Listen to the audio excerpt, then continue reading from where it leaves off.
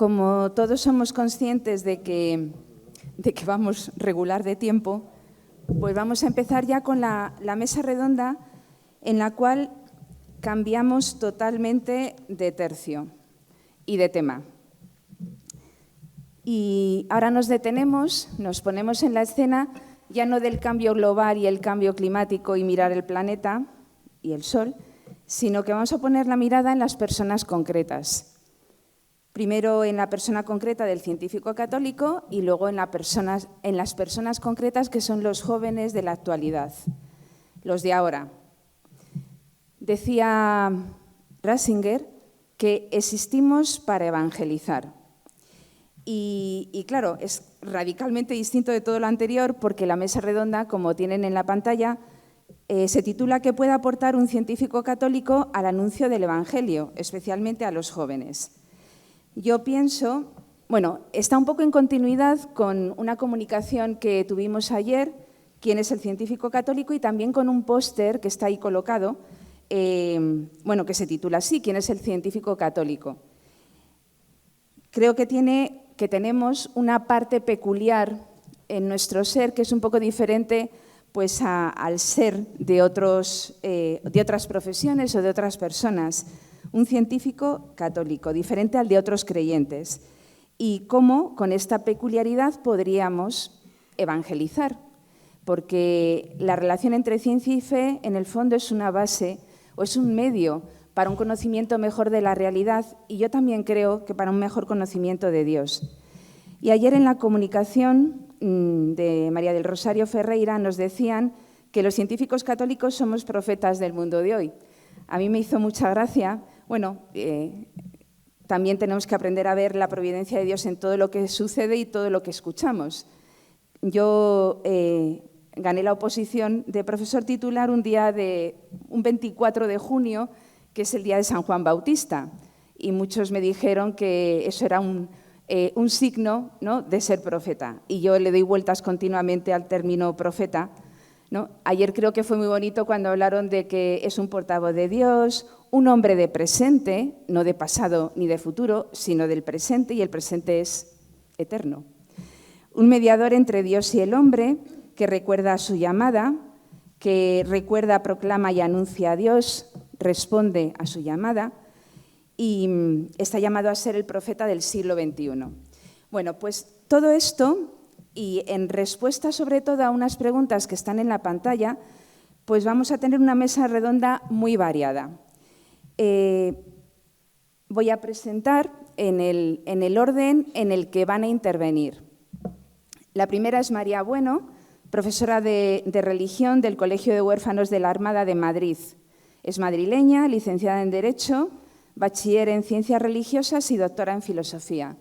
Lleva unos 20 años en la docencia, de los cuales 10 es profesora de enseñanza secundaria. Y va a hablar específicamente, sobre todo, aunque responderá a otras preguntas, pero sobre todo va a hablar de sus alumnos y de su experiencia como profesora en la enseñanza secundaria. No tanto de lo que ha hecho en su vida profesional anterior, que es arduo, porque todos los que están aquí en la mesa tienen currículum importante. A continuación va a hablar Carlos Jiménez, que es sacerdote, es que le tenía como diácono, pero es sacerdote, es médico, teólogo y estudió medicina en la Universidad Autónoma de Madrid, lo cual la honra, y creo que ahora está realizando el doctorado en Teología Moral en la Universidad Pontificia de Comillas, pero es máster en Bioética por la Universidad Pontificia de Comillas. También es vicario en una parroquia, en 2 parroquias, la Transfiguración del Señor y Nuestra Señora de la Soledad de Usera. Guionista de televisión creo que has hablado muchas veces en el programa Buena Fuente, o llevas el programa. Lo dirigió hace 1000 años. Es un hombre de presente. Y es escritor del libro 10 razones para creer en Dios. Tiene una cuenta de Instagram en el que cuelga vídeos de 3-5 minutos explicando pasajes de la Biblia desde su experiencia personal. Creo que su intervención puede ayudarnos mucho porque eres un converso, lo que ahora se define como converso, ¿no? Por eso, siempre. Como es un hombre de presente de hace 1000 años, pues es la definición de converso de siempre. 10 razones para creer en Dios. A continuación va a intervenir Juan José Mazo Torres, que es profesor universitario y responsable del grupo de trabajo Anuncio del Evangelio de la Sociedad de Científicos Católicos de España. Es catedrático de Física Aplicada en la Universidad Complutense de Madrid desde el año 2021, pero ya antes lo fue en la Universidad de Zaragoza, donde estudió y realizó el doctorado. Un hombre de ciencia, un profesor universitario, responsable del grupo de trabajo Anuncio del Evangelio, es decir, lo reúne todo en sí mismo. Pero lo que señala al final, aparte de su investigación, es que es un hombre felizmente casado y padre de 4 hijos, ¿no? Lo cual le honra mucho más que todo lo anterior, bueno, que es creyente. Y finalmente, pues nos va a intervenir el padre Luis Carlos Hernández Herrero, a mi derecha, que es capellán de esta Santa Casa en la Universidad Católica de Ávila. Y es sacerdote de la diócesis de Ávila, aunque se formó en el Seminario de Toledo. Es doctor en Derecho Canónico con una tesis doctoral que se titula La colaboración de los obispos auxiliares en el gobierno pastoral de las diócesis. Aparte de ser capellán universitario y profesor en la Universidad Católica de Ávila, es párroco de algunos pueblos cercanos a Ávila. Además, es juez del Tribunal Eclesiástico en Ávila y tiene varios encargos más, razón por la cual hay que rezar para que haya más sacerdotes, ¿no? Porque también está pluriempleado. Pero bueno, ahora nos van a exponer su experiencia, cada uno en el orden en el que he señalado, en respuesta a las preguntas que están en la pantalla, aunque algunos se ceñirán más a algunas preguntas de las expuestas y otros pues harán contarán su experiencia global. Y luego, después de alguna pequeña intervención entre nosotros, pues daremos paso a las preguntas del público. Pues tienes la palabra, María. Muchas gracias. Bueno, primero agradecer la invitación aquí a participar ante este público y decir que, bueno, como ha señalado María José, yo soy profesora de religión, o sea, de ciencia sé poquito, porque además soy licenciada en Derecho y mi ámbito de estudio siempre ha sido más bien la historia, en todo caso, letras, ¿no? Pero cuando me invitó Enrique a participar, que no me conocía de nada absolutamente, pero me llegó un mail, que lo tengo aquí delante, que es el culpable de esto, y me decía, felicitarte por tu interés en nuestro concurso para colegios, ¿no? Pues nuestros alumnos, el del Colegio de Formación Hermana participaron, y dice, de cómo has sabido motivar a tus alumnos para que se presenten al mismo. El número de preinscritos del CHAF fue claramente el mayor y sois el segundo en número de inscritos, ¿no? Y ahora me he preguntado, ¿cómo conseguiste esto? Con la nota. O sea, ¿cómo conseguiste? Pues obligando, tercera evaluación de cuarto de la ESO, la tercera evaluación, el 60% de la nota era presentar el trabajo. O sea, no hay otro modo, yo creo. Bueno, no sé, soy un poco a la antigua, ¿no? Pues obligando a participar, entraba dentro del temario de cuarto y dije, pues nada, vengamos a ponerlo. Y luego en segundo y tercero de la ESO lo hice voluntario, podían subir nota y no sé qué, y ahí participaron 2 o 3. Pero bueno, ha sido una suerte y me parece que es una ventaja para ellos, ¿no? A ver si este año se vuelve a hacer y conseguimos que participen los profesores de biología y de física del colegio, ¿no? No solo la de religión, que sé muy poquito de estas cosas. Entonces, cuando María José también nos pasó las preguntas, la primera era, ¿qué percibe un joven en la actualidad cuando se habla de un científico católico? Comentar mi experiencia. Y la verdad es que dije, pues voy a preguntar a mis alumnos, es que no hay otra, ¿no? O sea, entonces, lo que he hecho esta semana antes de venir es, los pobres alumnos, como son un público cautivo, no les queda otra. O sea, clase de religión, los 5 primeros minutos vamos a hacer un cuestionario, chicos, venga, pues voy a pasar un cuestionario y me vas a contestar esas preguntas. Entonces, lo hacen, son buenos. Y entonces pasé un cuestionario a segundo, tercero y cuarto de la ESO, más o menos 135 alumnos, diciéndoles, la verdad que la pregunta era, ¿qué te viene a la mente cuando oyes científico católico? ¿No? Entonces, ellos me dieron sus respuestas y entonces yo las he traído. Esa es solo la primera pregunta. Luego, como solo tengo 10 minutos, no pensé que iba a hablar tanto, pero solo voy a hablar 10 minutos. Entonces me voy a centrar en lo que ellos han respondido, ¿no? Para que un poco tengamos en mente lo que ellos piensan. Repito, estos son niños de la ESO, ¿vale? No son de bachillerato, porque yo no doy clase en bachillerato, le da un sacerdote, y niños del Colegio de Huérfanos de la Armada de Madrid, que existe en Arturo Soria, y que es un muy buen colegio. Y entonces, he agrupado 5 grupos de respuestas, ¿no? Entonces, primer grupo, ideas sueltas, tan peregrinas como decir, ¿qué te viene a la mente cuando oyes científico católico? Albert Einstein. O sea, decir, me parece que un hombre con bata y con alzacuellos. Eso le venía a la mente, ¿no? Un científico que se unió a la Iglesia y se convirtió en sacerdote, ¿vale? Esas son cosas divertidas que hacen los chicos, ¿no? Luego alguno le venía el descubridor del Big Bang, Newton era religioso, otro pone Darwin y otro cualquier científico del siglo XIX. Es lo que le venía a la mente, ¿vale? Eso me parecía interesante. Esos son así, ¿no?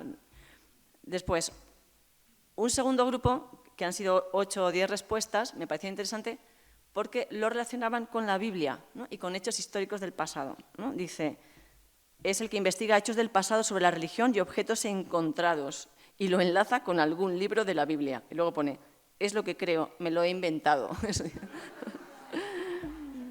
Una persona, otro dice, otra, ¿vale? Esto es una persona que estudia los hechos de la Biblia y busca la verdad. Investiga sobre el pasado y los hechos que aparecen en la Biblia, ¿no? Persona que se dedica a la ciencia teniendo en cuenta las cuestiones de la Biblia. O sea, han metido la Biblia, el pasado, me parece que era un tema interesante. Tercer grupo de gente, que es el más numeroso, que ya digo, de 135, más o menos 70 iban a lo fácil y decían, un científico que cree en Dios. Eso es lo que viene. Científico católico es un científico que cree en Dios, un científico que es católico, un científico que apoya tanto las teorías científicas como las católicas, científico que cree en Dios y en la Biblia, persona creyente a la que le gusta la ciencia, persona creyente que estudia la ciencia, alguien que busca el origen científico de las cosas, pero que sabe que fueron creadas por alguien. Científico que busca la razón de las cosas y cree en Dios, por lo que crea un balance. Alguien que conoce mucho la vida de Dios. Alguien que explica cómo es el mundo a través de los conocimientos de la ciencia, pero que cree en la religión católica. O sea, me parece persona que trabaja como científico, pero que practica la fe. O sea, me parece, es un grupo, bueno, que todo tiene mucho sentido, ¿no? Lo que dicen, pero me parece que, claro, que aquí también hablar de científico católico sería un poco como decir, bueno, es como, yo me acordaba de la cuestión de la filosofía cristiana, ¿no? Que a mí me toca más de cerca, conozco más ese tema, que pues es un poco lo mismo. ¿Qué es filosofía cristiana? Es algo asé, es algo que hace un cristiano que hace filosofía, implica unos ciertos ámbitos de conocimiento concretos o no, yo qué sé, eso, yo no tengo la respuesta, yo estoy transmitiendo lo que han dicho mis alumnos, ¿no? Luego, aquí, el que sepa más de esto que... Luego tengo cuarto grupo, son que relacionan religión y ciencia, pero cómo una influye en la otra, ¿no? Y decían, por ejemplo, estos han sido también 15 personas o así, más o menos, que han dicho, repito, o sea, lo que yo les pregunté es, ¿qué te viene a la mente cuando oyes científico católico? ¿No? Y uno decía, un científico que mediante la ciencia quiere demostrar el catolicismo. Una persona que apoya la religión con la ciencia. Eso lo hacían 2 personas. Investiga la ciencia con teorías religiosas y la relaciona. Persona que apoya tanto a la Iglesia como a la ciencia. O luego también decía otro que demuestra hechos científicos a través de la religión. No sé cómo pretenderán hacer eso, pero bueno, puede ser, todo es posible, ¿no? Persona que ha estudiado la ciencia de la religión, ¿no? O sea, era un poco también relación ciencia y fe, ciencia y religión, pero luego dice, católico que ha estudiado ciencia y mezcla la ciencia con su religión y que puede ser sacerdote. Y otro dice, científico que estudia la religión para ayudar a la Iglesia. Bueno, y luego ya, el último grupo, que es también un poco más suelto, pero me parecía interesante, dice que es alguien que estudia los milagros de la vida de Jesús, dice como la sábana santa. ¿Vale? Y yo creo que esto es porque el año pasado yo cuando conocí la Sociedad de Científicos Católicos fue porque llegó al colegio un mail diciendo que se ofrecían a dar charlas a los colegios, y gratis, charlas, pues entonces le llegó al secretario del colegio, como era ciencia y fe, me lo mandó a mí, que es la de religión. En vez de mandárselo a lo de biología, también se lo podía haber mandado, ¿no? Al de biología, física no me lo mandó a mí. Y entonces invitamos a José Luis Fernández, que habló de la sábana santa. Entonces, de hecho, no voy a decir todas las, ya, porque ya termino, ¿no? Pero sí que es curioso que en otra pregunta que les hice, 25 alumnos nombran la sábana santa, ¿no? O sea, porque lo que les suena científico y religioso se les ha quedado, ¿no? Por lo menos algo se les ha quedado, ¿no? Entonces aquí es lo que nombran aquí, ¿no? Alguien que estudia los milagros, que estudia la vida de Jesús, como la sábana santa, ¿no? Que un científico que investiga cómo fue la vida de Dios y lo cuenta a todos, dice ¿no? O sea, me parece interesante, ¿no? Investiga sobre Dios y los ángeles, o sea, muy bueno.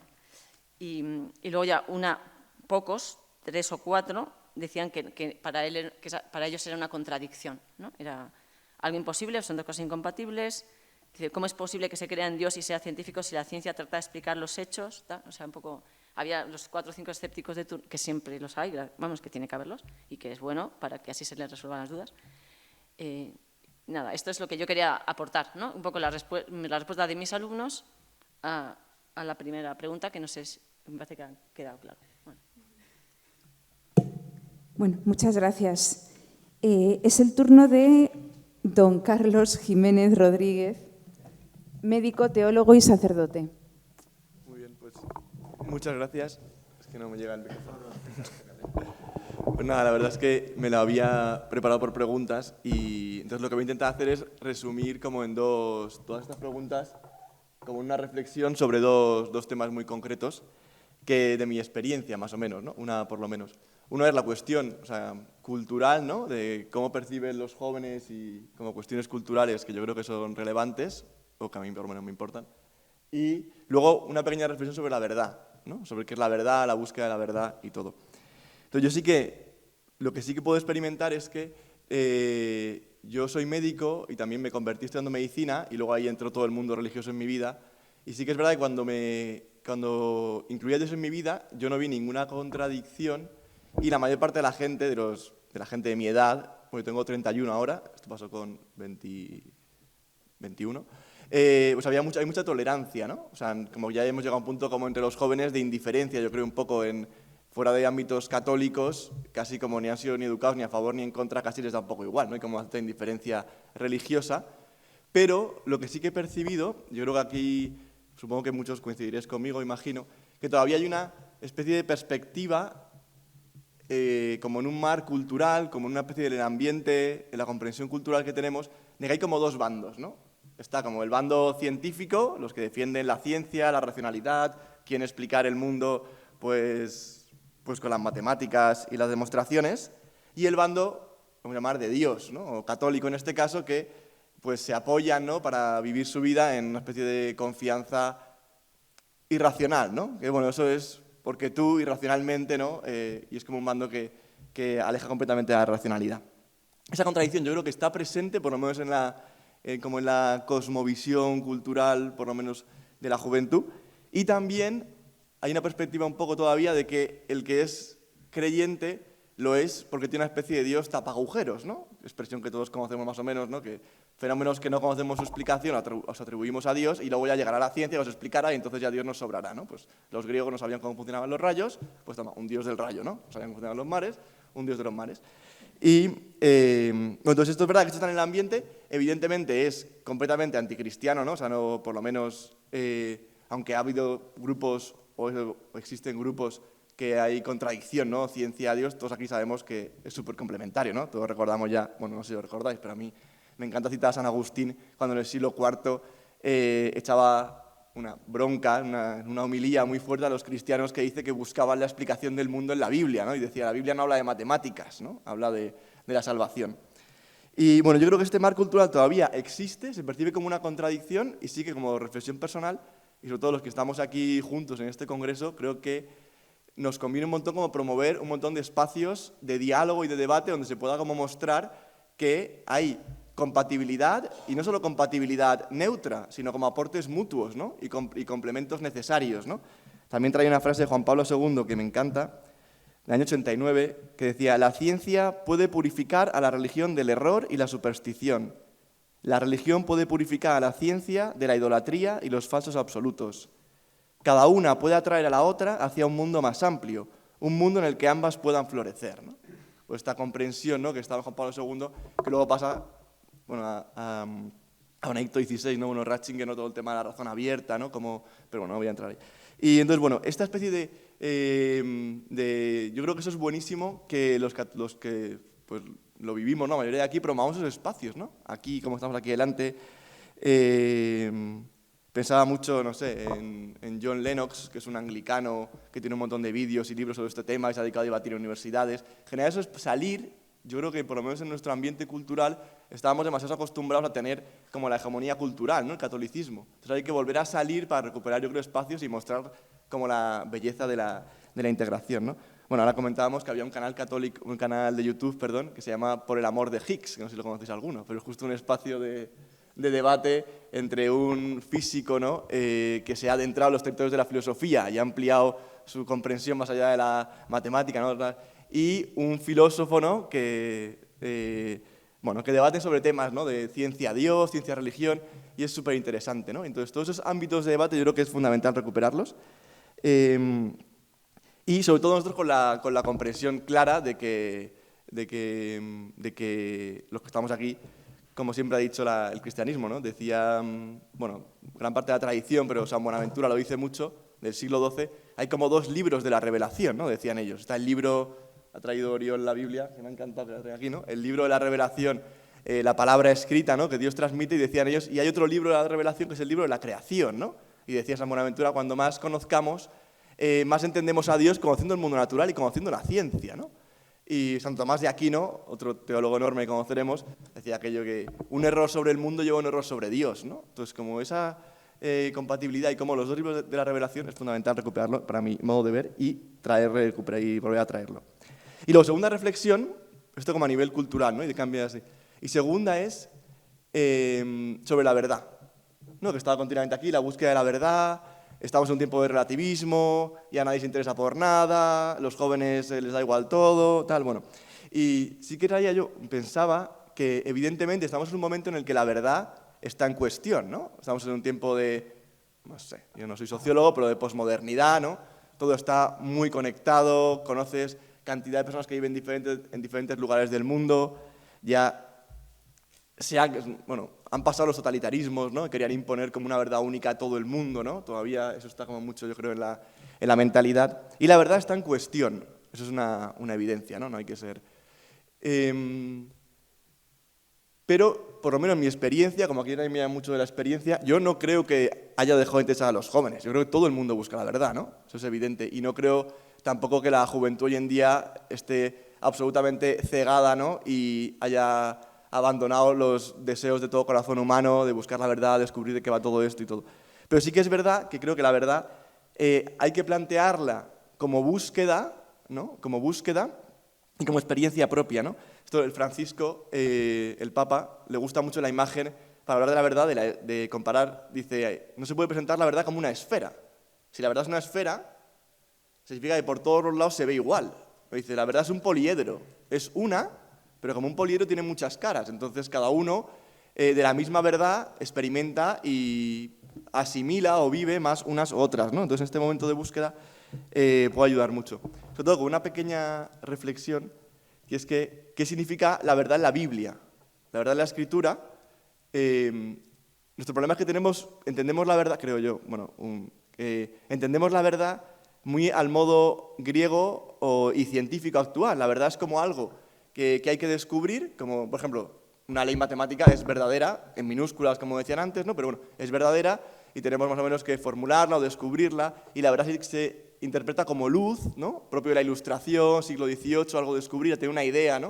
En cambio, la verdad en la Biblia, la palabra que tiene detrás es emet, que es roca, ¿no? La verdad para los cristianos no es aquello en lo que puedo fundamentar mi vida y con solidez, y por eso Jesús cuando dice: el que escucha estas palabras mías y las pone en práctica se parece al que construye su casa sobre roca y tal, no es que de repente se le haya ocurrido una parábola bonita, ¿no? Sino que tiene detrás toda la tradición bíblica, que aquello verdadero sobre lo que puedo fundamentar mi vida y vivirla más allá de todo lo que pase, ¿no? Y por eso la verdad cristiana tiene mucho que ver con ser la roca. Y de hecho la etimología de verdad es la misma que está en hebreo, la misma que está detrás de la palabra amén, ¿no? Cuando decimos amén decimos: esto es sólido, creo en ello, me puede fundamentar, puede guiar mi vida hasta el final y hacerme feliz y salvarme, ¿no? Y entonces, bueno, yo creo que sí que por nuestra parte, por lo menos yo, en mi caso por lo menos, ayuda mucho hacer un planteamiento, ¿no? Para ayudar a la búsqueda de la verdad a la juventud, pasar de querer darles una verdad como impuesta, fuerte como un ladrillo, ¿no? Como si todo tuviéramos claro, a acompañar en una búsqueda que todo corazón humano desea, y proponiéndoles algo en lo que puedan fundamentar su vida, sobre todo en un tiempo de mucha liquidez, ¿no? De mucha incertidumbre, ¿no? Creo que evidentemente tenemos muchísimo que aportar, y creo que esa es la experiencia de, supongo que la mayoría que estamos aquí, ¿no? Que eso cambia muchísimo la vida. Y ya está, solo esas dos reflexiones sobre la cultura y la verdad. Muchas gracias. Nos has dado algunas pistas. ¿Qué tal? Muy interesante. Hola. Y ahora le corresponde a Oriol, que viene con la palabra en la mano. Sí, hola, ¿qué tal? Bueno, la verdad es Cristo. Es decir, podemos centrar la verdad en una persona. Tenemos ese don de Dios, es fantástico. La roca es Cristo.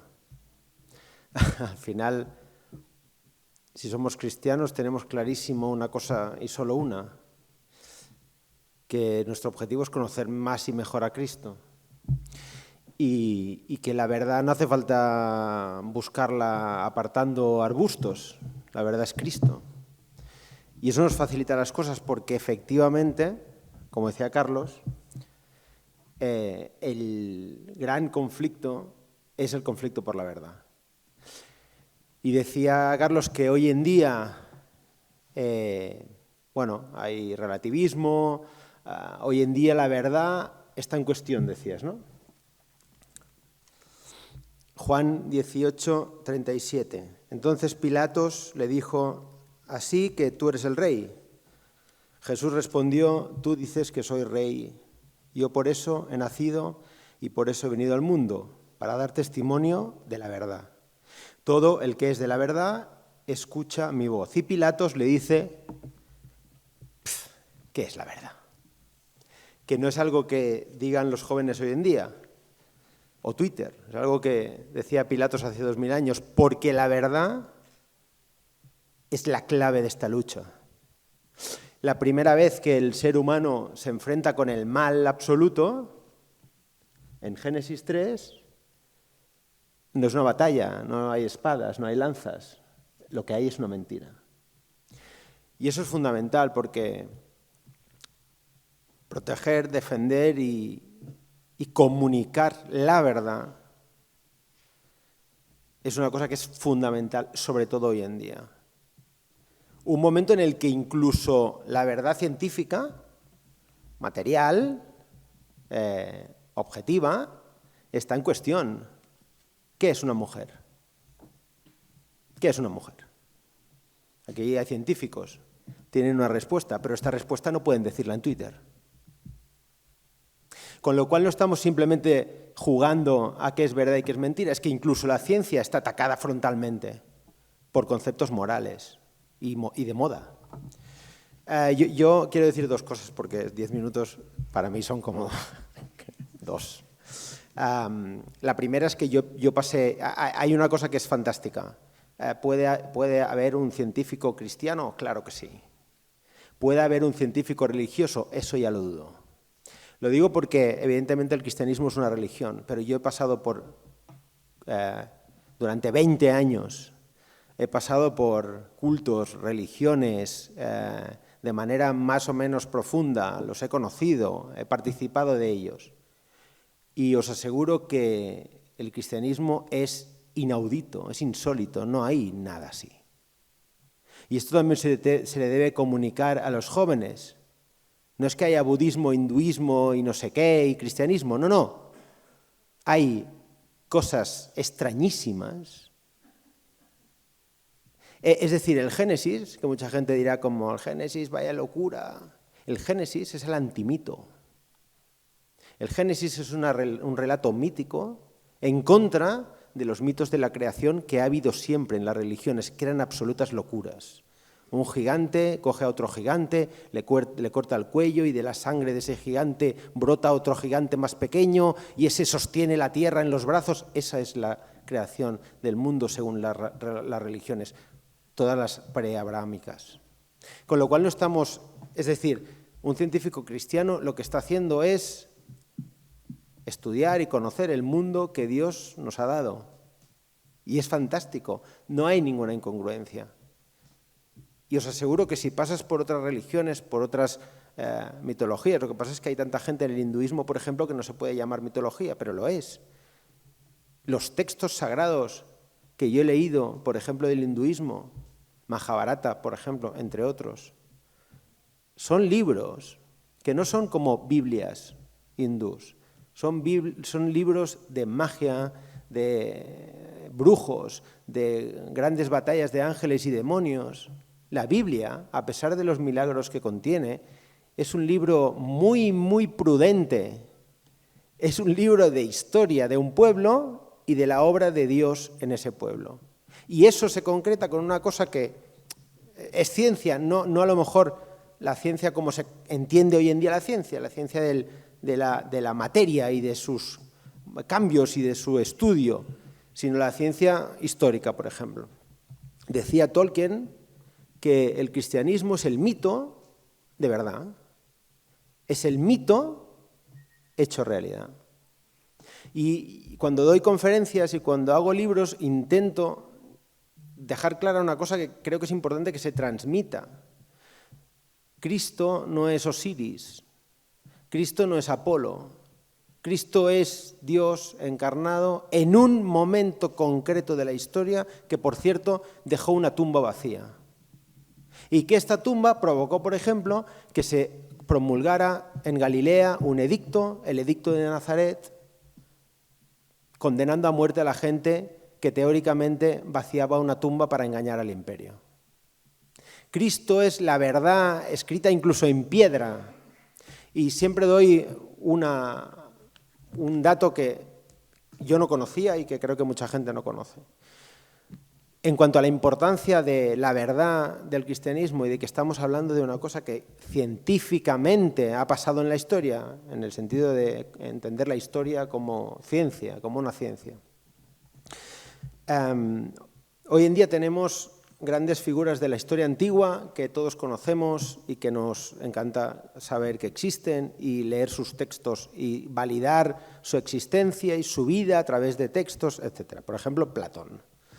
Platón es una persona, era un filósofo que escribió libros tan fantásticos o tan interesantes como La República, o Julio César, que nos ha dejado libros como La Guerra Civil o La Guerra en las Galias.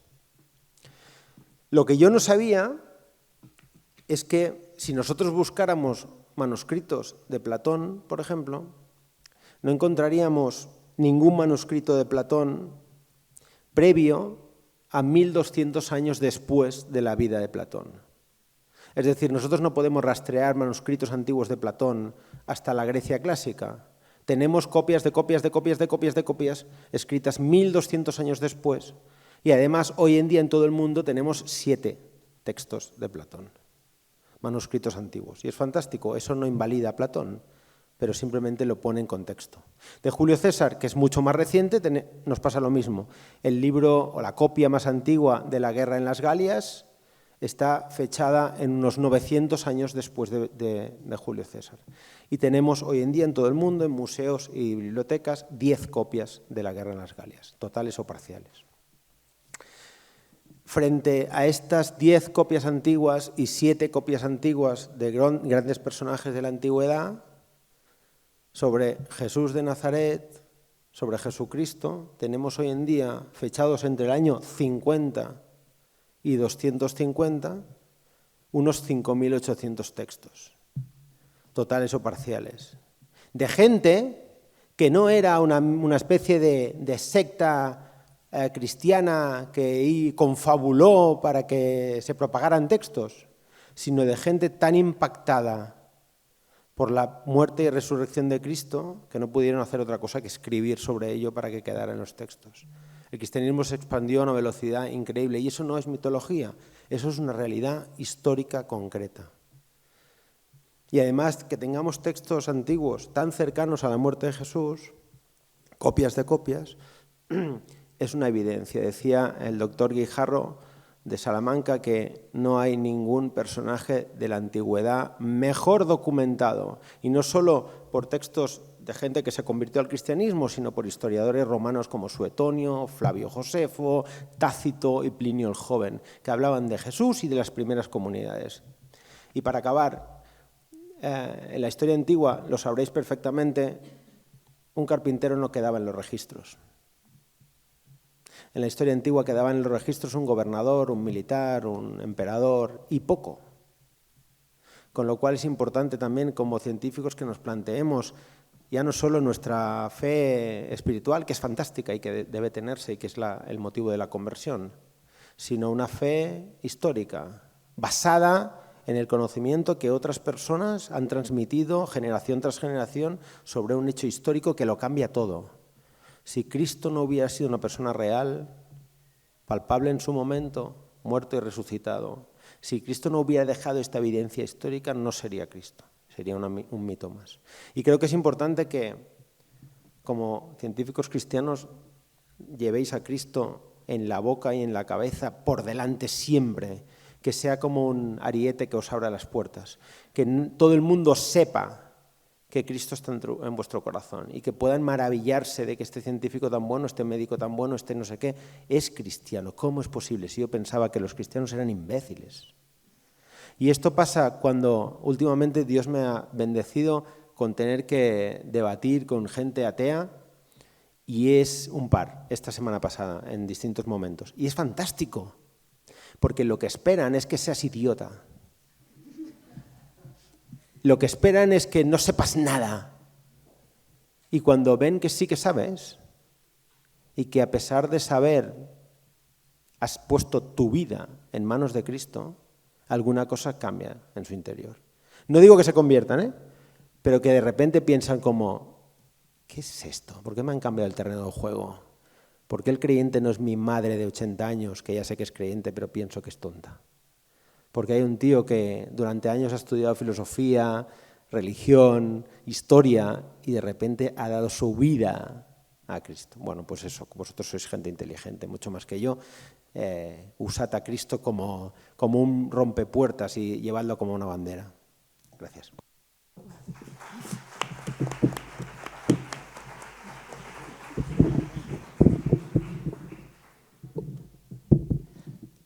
Gracias.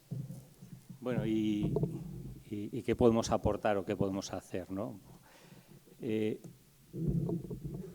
No hay recetas para todos, ¿no? Yo entonces pues voy a intentar contar algunas cosas que intento hacer yo o que me planteo yo, y también algunas cosas que hablé con algunos estudiantes la semana pasada, ¿no? En el capítulo les dije, a ver qué pensáis o qué dinámicas hay aquí, ¿no? Entonces, una de las primeras cosas que yo intento es también ponerme en el lugar del otro o empatizar, ¿no? Darme cuenta de que yo sería exactamente igual si no hubiera recibido un regalo que no me merezco, que es el regalo de la fe, ¿no? El tesoro, la perla escondida, ¿no? Entonces, yo sería igual de materialista científico o de físico, que solo cree la materia como son la mayoría de los estudiantes que tengo delante, ¿no? Y pensaría que la ciencia es atea porque es lo que me han vendido hasta la saciedad, ¿no? Entonces, a partir de allí, pues hay que intentar hacerles ver, ¿no? Que hay otras realidades y que hay otras maneras de ver la vida, ¿no? Y que otros pensamos de una manera distinta, ¿no? Entonces, por ejemplo, una vez que hablando con unos chavales de máster, ¿no? Pues estábamos allí y se dio la oportunidad, que no es muy común cuando estás dando clase de física estadística o de temas avanzados de física de la materia condensada, pues estos temas no suelen salir en el temario, ¿no? Entonces, pues yo les decía, no, si es que la idea de un Dios omnipotente que nos ha creado, es que esto es absurdo, esto no hay quien se lo trague, ¿no? Pero es que la idea de un mundo que sale de la nada, del azar, por sí mismo, es que es igual de irracional y de absurdo que lo otro, ¿no? Y a partir de ahí les decía, bueno, pues no sé, pues hay mucha gente que piensa que esto es así y que hay un Dios que te ama, que te quiere, que quiere conocerte, ¿no? Y que está ahí. Yo creo que por lo menos eso se merece que un periodo de reflexión por parte de la gente, ¿no? No la indiferencia, ¿no? Lo peor que hay es la indiferencia, que ahora, antes lo comentábamos, vemos en mucha parte de la juventud, que es que les da igual todo. ¿Cómo reciben que les digas que eres un científico católico? Pues bien, si es que les da igual todo, si es que tragan con todo, les da igual todo, o casi todo, ¿no? Entonces, pues igual eso es lo primero, ¿no? Mover motores para que busquen ellos, ¿no? Porque obviamente, si Dios los hizo libre, no voy a ser yo el que les diga lo que tienen que pensar, ¿no? Entonces, pues es una cosa que quería comentar, ¿no? A partir de ahí, obviamente, pues nuestros compañeros, la gente más cercana, pues tiene que saber que somos católicos, ¿no? Porque igual que nosotros sabemos cosas de su vida, de su día a día, de su familia, de sus intereses, o si tiene una casa en la montaña, o si se ha ido de vacaciones a la playa, pues lo normal es que si nosotros somos católicos, pues haya cosas del día a día que comentemos, ¿no? Y es sorprendente, ¿no? Que aún hay gente que te dice, no, pues es que el otro día descubrí que estoy en un estudiante de doctorado me lo decía, ¿no? Pues una persona con la que había estado no sé cuántos años haciendo la tesis y luego resultaba que iba a misa y no tenía ni idea. Digo, pero bueno, ¿cómo puede ser eso, no? Y es cierto que eso aún pasa por ahí, ¿no? Bueno, no voy a entrar mucho en cosas de la verdad que ya se han dicho y muy bien, ¿no? Quizás también poner sobre la mesa el punto de la belleza, ¿no? Se ha dicho verdad, bien y belleza, pues parece que ahora es la belleza lo que más mueve a mucha gente, ¿no? Sobre todo a los jóvenes. Siempre se puede plantear las conversaciones desde lugares comunes, ¿no? Porque en el fondo casi cualquier tema que hablemos, todos buscamos lo mejor para el prójimo, lo mejor para la sociedad, ¿no? Y sí que sí que me gustaría comentar dos cosas, ¿no? También que están entre las preguntas. Yo no creo que la gente, o los jóvenes, ¿no? que han sido formados, que han crecido en una educación religiosa, que cada vez son menos, ¿no? Yo ya diría que es una minoría, pues pierdan la fe por acercarse a la ciencia, ¿de acuerdo? Yo creo que cuando se alejan de la fe, pues son más por cuestiones de moral y en algunos casos ocurre incluso antes de llegar a un periodo como de la universidad, ¿no? Pero sí que es cierto que, bueno, enseguida esa música de fondo que dice que la ciencia es atea o que ciencia y fe no tienen sentido, pues te acalla la conciencia muy fácilmente, ¿no? Entonces, yo a veces cuando doy charlas de ciencia y fe, dependiendo de a quién se la dé, pues intento decirle, bueno, haz con tu vida lo que quieras, pero no te engañes pensando o comprando la idea de que ciencia y fe son incompatibles o que la ciencia es irracional. Vamos a distinguir dos cosas, ¿no? No digo que vayas a cambiar tu modo de actuar por lo que yo te cuente, pero bueno, que no te engañes, ¿no? Por decirlo de una manera un poco exagerada y rápidamente para que todos lo entendamos. Y luego aquí había algo sobre formar a los jóvenes esos ambientes o la armonía en ciencia y Dios en las capellanías, ¿no? Y entonces, bueno, pues yo lo que he descubierto en los últimos años en la Complu, como ha dicho María José, yo he estudiado toda mi vida en la Universidad de Zaragoza y llevo 3 años en la Complu, ¿no? Y así como en Zaragoza, por lo menos en mi entorno, no había una capellanía visible y que actuaba, pues he descubierto que en ciencias en la Complu sí que la hay, ¿no? Y que hace una labor fantástica, ¿no? Entonces, muchas de las personas que han sido formadas en el catolicismo, ¿no? Y que se van alejando paulatinamente, pues lo hacen un poco dejándose llevar por el ambiente, ¿no? Y llegas a la universidad y el ambiente es el que es y te deja llevar porque no hay un ambiente que te lleve en la otra dirección. Y en ese sentido, el hecho de que haya una capellanía, un grupo de jóvenes cristianos que hagan actividades, ¿no? Que cuando llegas allí los conoces y tienes afinidades con ellos, pues yo creo que es una labor fundamental, es una labor muy callada y estos chicos de la capellanía de físicas, bueno, de ciencias, pero de un grupo Ágape que hay en la Facultad de Físicas de la Complutense me decía que ellos han visto historias tremendas de gente, pues hasta verdaderas conversiones, ¿no? Gente que venía pues con unas... y también, claro, hay que dar el paso de la fe, digamos, de niños a la fe de adultos, ¿no? Y con esto de la eterna adolescencia cada vez los pasos se retrasan más, ¿no? Entonces hay mucha gente que con 20 años o 19 años llega y tiene una fe que es totalmente infantil, ¿no? Y claro, pues ahí llega el tsunami de las facultades de ciencias, por lo menos de las duras, y es que te arrasan, ¿no? Si no estás anclado sobre roca, ¿no? Entonces, bueno, no quiero extenderme mucho más, yo creo que lo importante, lo que quería decir, y sí que poner el valor de la labor de las capellanías. Ahí es importante también que los profesores nos acerquemos, porque para que los estudiantes vean que, bueno, que no solo es sacerdote, ¿no? Sino que hay profesores, el que le va a dar la física estadística en tercero, que soy yo, o el que le va a dar no sé qué, que están ahí con total naturalidad, ¿no? Y bueno, y todo sin hacer nada especial, solo por estar ahí, ¿no? Me decían.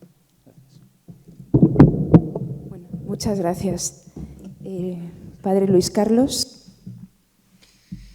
Bien, me toca a mí hablar el último. Tiene sus ventajas e inconvenientes, que a lo mejor ya se ha dicho todo y que vas a añadir. Pero bueno, yo hablo desde la perspectiva ya de la capellanía también y lo que es la universidad, en particular la Universidad Católica. Voy a hacer un recorrido un poquito así breve con algunas preguntas que a lo mejor han quedado sin responder o se ha hecho una referencia así por encima. Es cierto que estamos en un tiempo en que implora el relativismo, y como bien lo decimos muchas veces, ¿no? Que si la verdad existe, es mi verdad, tu verdad, la verdad de la mayoría, y es necesario hacer ver que existe la verdad. Y es como decía Aristóteles, ¿no? Que es la adecuación entre el pensar y el ser. San John Henry Newman, cuando funda la Universidad Católica de Dublín, en Irlanda, pues él tiene una serie de lecciones, de discursos sobre la idea de lo que es la universidad, y entre las cosas que él resalta es esa relación entre fe y razón constantemente. Y él insiste, pone mucha atención en que se debe educar en el intelecto para pensar con rigor, y eso es lo que tenemos que inculcar en nuestros alumnos y también tenerlo muy presente y muy convencidamente también el profesor universitario. El educar el intelecto ayudando a pensar con rigor. Y ese pensar con rigor pues, nos lleva pues, a ese conocimiento de la verdad. Ahora, eso exige también lo siguiente, tener un propio bagaje. Y por eso es importante también que es científico, pues tenga también una formación en filosofía, de aquí se ha hablado hoy y tanto ayer de filosofía, en humanidades, doctrina social de la Iglesia, tenga un profundo conocimiento de la fe. Nosotros aquí en la Universidad Católica, en esa formación de los alumnos y también para el profesorado y el PAS, tenemos una serie de jornadas de formación y de forma periódica, aquí en este mismo lugar, los martes, la extensión universitaria. Y ahí sí que tratamos con temas, personas también, no solo de aquí de la universidad, sino de otros sitios, que en algunos de los temas que se trata es esa conjugación también entre razón y fe, ciencia y fe, en particular de lo que tenemos programado ya para este cuatrimestre. Hay una lección que se titula Lealtad a la verdad a cualquier precio. Y también los encuentros de universitarios católicos, que tenemos 2 jornadas a lo largo del curso, en el cual se comparten también temas de este ámbito y sobre todo en convivencia entre profesores y alumnos, que eso también enriquece. No quiero alargarme porque ya se han dicho bastantes cosas y llevamos aquí toda la mañana, simplemente yendo a la última pregunta, que está un poquito enfocada también aquí en la Universidad Católica. Yo conozco esta realidad ahora de la Asociación de Universidades Católicos, ¿no? de los científicos católicos. Y es importante el compartir, y aquí estamos compartiendo. El asociarse también es algo que favorece y enriquece y fortalece. Y es fácil para un profesor científico y científico en sentido global, ¿no?, de la palabra ciencia, pues trabajar en una universidad católica. Nos encuentra pues con la confrontación por parte de la autoridad académica, de los colegas, como se puede encontrar uno en otras universidades, ¿no? Pero con relación al alumnado nos encontramos con el mismo tipo de alumnado, donde el joven es el mismo. Por eso es necesario, como he dicho antes, pues ese compartir, si se quiere dar formación, como decimos, integral, que es lo que debemos hacer, y en lo que insistía también ahí John Henry Newman en la Fundación de la Universidad Católica de Dublín, el mismo profesor a tener su propio bagaje para ello y para llevarlo a cabo. Con lo cual, compartir experiencias, logros, compartir también las dificultades, compartir, sin duda, sobre todo, la fe. Y esto es de gran ayuda, que no debe ser ni una ayuda que no se debe prescindir de ella ni despreciar.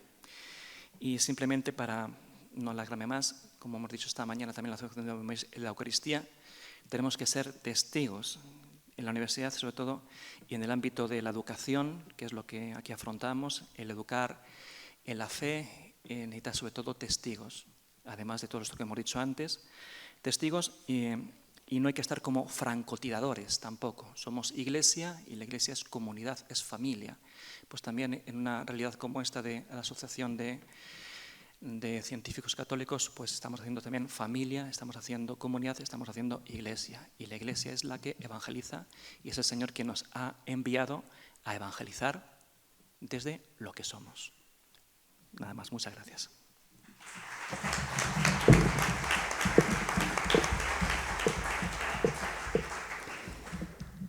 Muchas gracias. Bueno, yo agradezco especialmente que hayamos sido breves y nos hayamos ajustado un poco al tiempo. Quizá esperaríamos otras, a lo mejor ahondar en alguna de las preguntas. Me parece muy interesante esto último, ¿no? La tarea común de hacer resplandecer la verdad y la belleza de nuestra fe.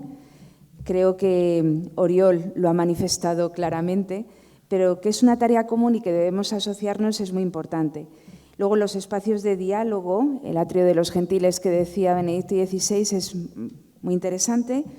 Y luego esa afirmación de acompañar a los jóvenes para que descubran la roca donde asentar su vida, es decir, la verdad. Y creo que podemos tener unos pocos minutos, no sé si 5 como mucho, o para que alguno del público quiera hacer alguna pregunta, ¿no?, a alguno de los ponentes. Y también que señale a quién va dirigida.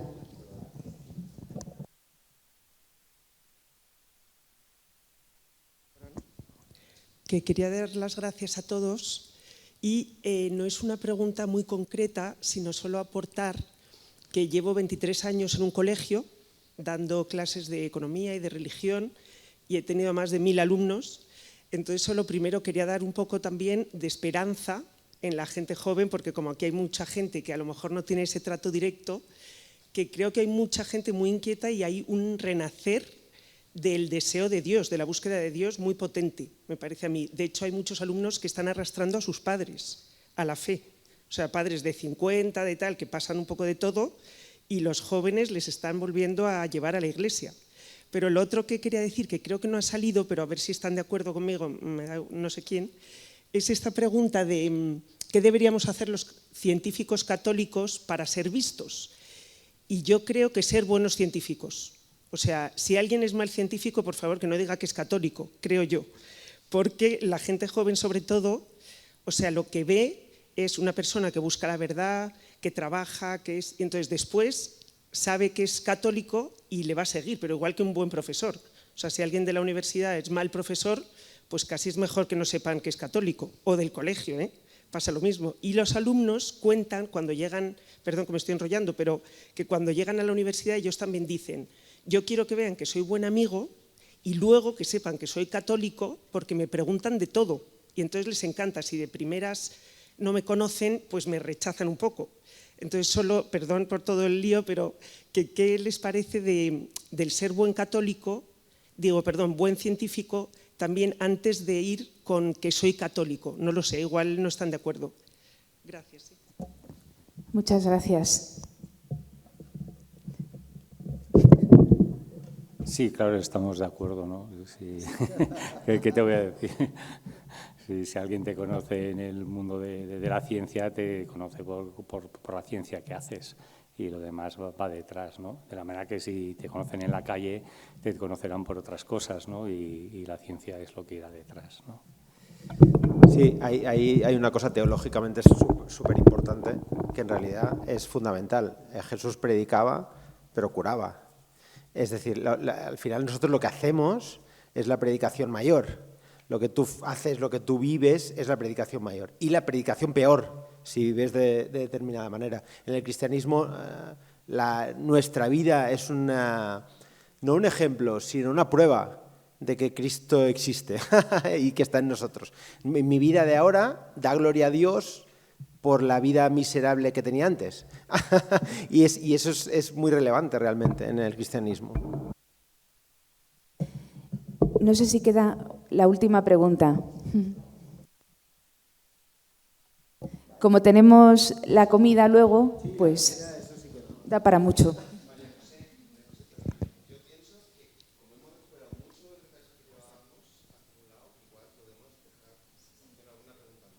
Vale, no, por mí fenomenal, pero yo no sé si nos aceptan en la casa, en la comida, es que no está...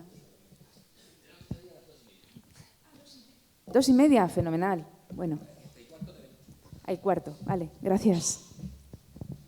Muchas gracias por dejarme preguntar, es para Oriol, voy a por ti. Yo lo que veo es que eres un hombre que se acaba de enamorar y tienes el entusiasmo del converso. Y me inspira muchísima curiosidad. Yo no veo ninguna contradicción entre ser católico y ser científico, es que creo que no tiene nada que ver. Mi catedrático de geofísica era un sacerdote y había muchos sacerdotes en la cátedra y no tenían nada que ver, pero ¿qué tiene que ver?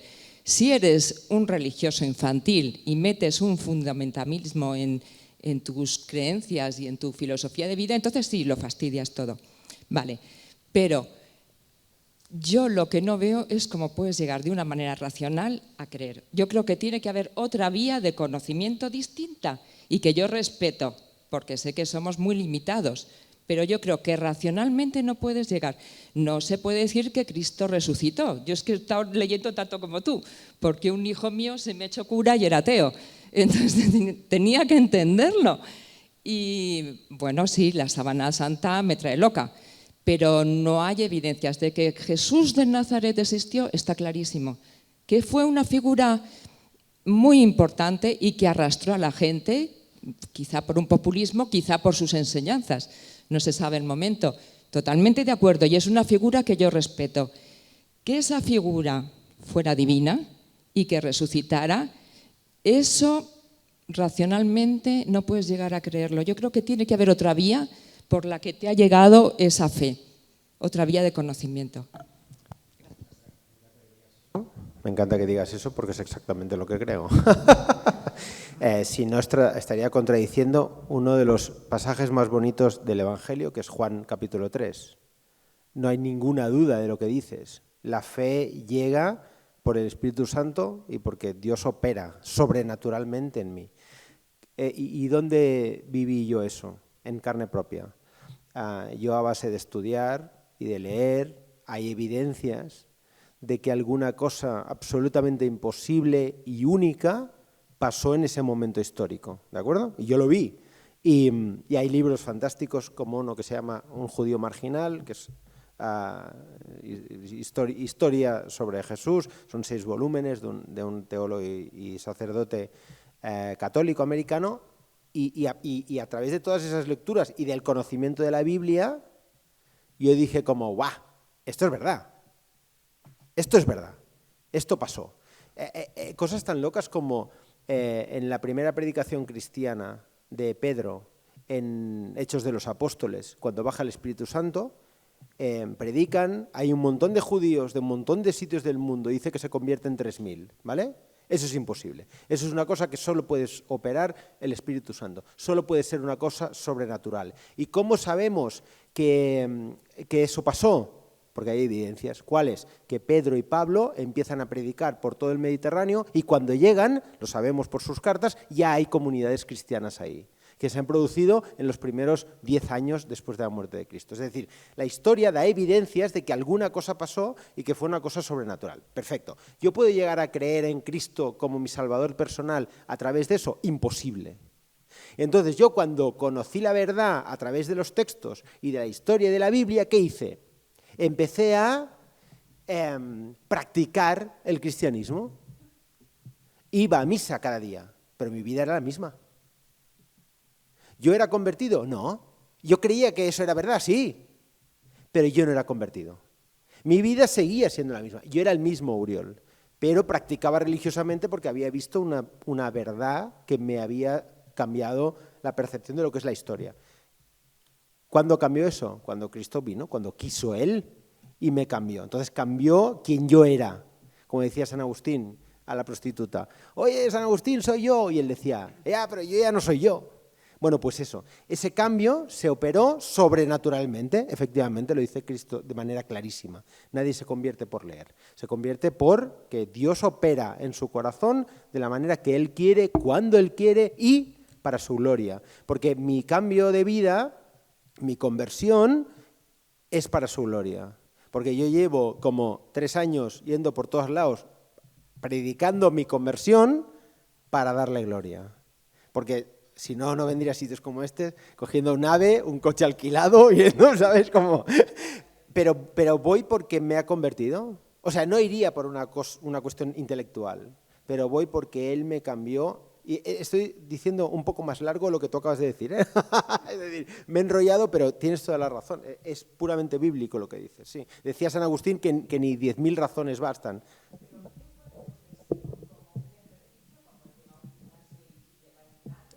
Intelectualmente sí, pero Dios decidió que mi camino fuera ese, porque a través de ese camino yo puedo venir aquí y hablar, no aquí, en otros sitios, pero Él decidió que mi camino fuera ese, pero hasta que Él no operó en un momento, no hubo el cambio.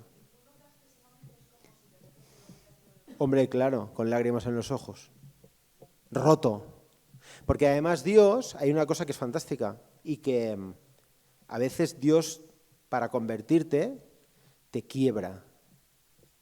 Y a mí me rompió. Me rompió absolutamente mi vida. Me humilló hasta el punto de entender. Bueno, me humilló, sí, me humilló, pero fue parte del proceso de mi vida, ¿eh? Hasta el punto de que yo por fin entendí que solo tenía a Cristo. Eso sí. Y ese fue mi cambio de vida. Insisto, si no, no estaría haciendo... O sea, yo he dejado de hacer muchas cosas profesionales para hacer esto. Y por la pasta que me pagan, ¿eh? No. Pero lo he hecho porque es un mandato. Yo he intentado dejar de dar conferencias, pero la agenda está llena y yo no sé cómo. O sea, se van produciendo y tengo mil cosas. Y eso es conversión puramente. Si fuera una cosa de que yo he llegado... Bueno, si no sería muy fácil. ¿Quieres cristianos que estudien teología? ¿No? No, eso no va así. No, gloria a Dios. Gracias a ti por esta pregunta, que le da gloria a Dios, de verdad. Y que me dais mucha envidia. No, hombre, no, ¿qué dices? Si supieras. Bueno, creo que lo tenemos que dejar. Y sí, que tenemos que salir rápidamente. Sí, bueno, antes de eso, no he dicho que la cuenta de Instagram de Oriol es A de la Biblia. ¿Cómo? No. Perdonad, es que ahora quiero que todos me etiquetéis. Es oriol.jara, pero que los vídeos se llaman Abre la Biblia. Bueno, muchísimas gracias y nos vamos a comer.